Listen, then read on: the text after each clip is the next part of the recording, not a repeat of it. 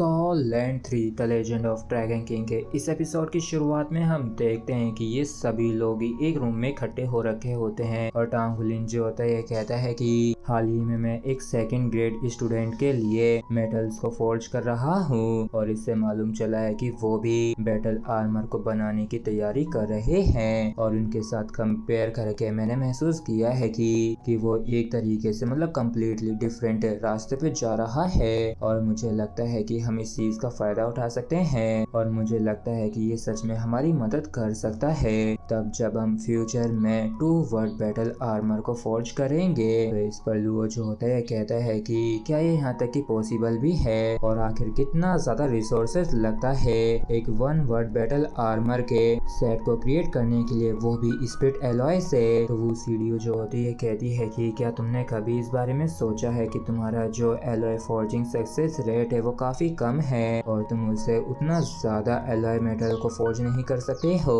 और यहाँ तक कि हमारा जो 1 वर्ड बैटल आर्मर्स हैं वो भी पूरी तरीके से फोर्ज नहीं हो सकते हैं। तो क्या तुम हमसे ये कह रहे हो कि हम सभी इस चीज पे दाव लगाए गैम्बल खेलें सिर्फ तुम्हारी फोर्जिंग सक्सेस रेट के ऊपर? तो टांग हुलिन जो होते है कहता है कि ऐसा दिखता है कि मैं कुछ ज्यादा ही ईगर हो गया था और इस बारे में इस तरीके से नहीं सोचा। तो इस पर गुई जो होती है कहती है कि मुझे लगता है कि टांग हुलिन ने जो कहा है उसकी बात में दम है क्योंकि ये वाकई में काफी ज्यादा चैलेंजिंग होगा हमारे आर्मर्स को एलॉय के साथ बनाना, लेकिन रिवार्ड जो है वो काफी ज्यादा बढ़ जाएंगे अगर हम सफल हो जाते हैं तो और फ्यूचर में इन्हें अपग्रेड कर पाना तो काफी ज्यादा आसान हो जाएगा और मैं जानती हूँ कि ये हमारे लिए काफी ज्यादा टफ होगा लेकिन जो इसके फायदे हैं वो खतरा उठाने के काबिल हैं। तो वो सीडीओ जो होती है कहती है कि अब जब हम लोगों की राय अलग अलग है कि आखिर हमें क्या करना है तो आखिर हम इस मसले को कैसे सॉल्व करेंगे और यहाँ से हमारा ग्रुप जो है आगे कैसे बढ़ेगा। तो इस पर गुई जो होती है कहती है कि ये चीज तो तुम पे है। तो वो सीडी भी कहती है कि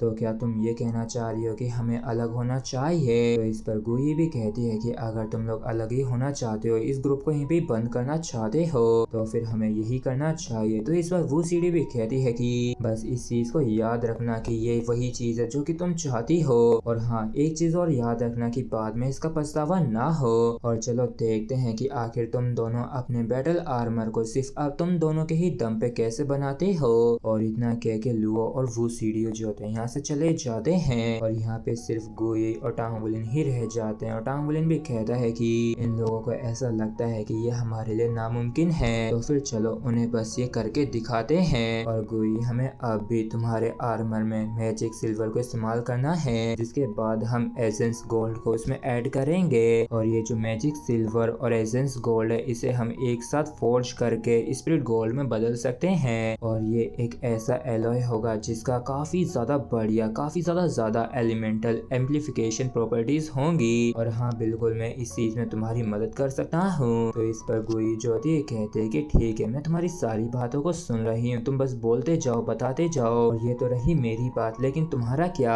आखिर तुम क्या इस्तेमाल करने जा रहे हो? तो टांग हुलिन जो होते है कहता है कि मेरे लिए मैं अभी अपनी पूरी कोशिश कर रहा हूँ जिससे कि मैं हैवी सिल्वर को हासिल कर सकूं जिससे कि उसे अपना बेस बना सकूं क्योंकि ये काफी ज्यादा डेंस होता है और एकदम परफेक्ट रहेगा एक फाउंडेशनल मेटल के तौर पे। इसके बाद मैं स्टार आयरन को ऐड कर दूंगा स्टार सिल्वर को बनाने के लिए क्योंकि स्टार सिल्वर जो ये सच में काफी ज्यादा स्ट्रॉन्ग है जिसमें वाकई में काफी अच्छी सोल पावर एम्प्लीफिकेशन प्रॉपर्टीज होती है। इसकी एडवांस होने की अपग्रेड होने की भी काफी ज्यादा पॉसिबिलिटीज रहेंगी जब मैं फ्यूचर में और भी मेटल्स को इसमें ऐड करूंगा। तो इस पर कोई जो होती है कहती है कि तो फिर ये सारी चीजें सेटल रही। अब जब तुम्हारे पास पहले से ही हैवी सिल्वर और मैजिक सिल्वर है तो मैं तुम्हारे लिए कुछ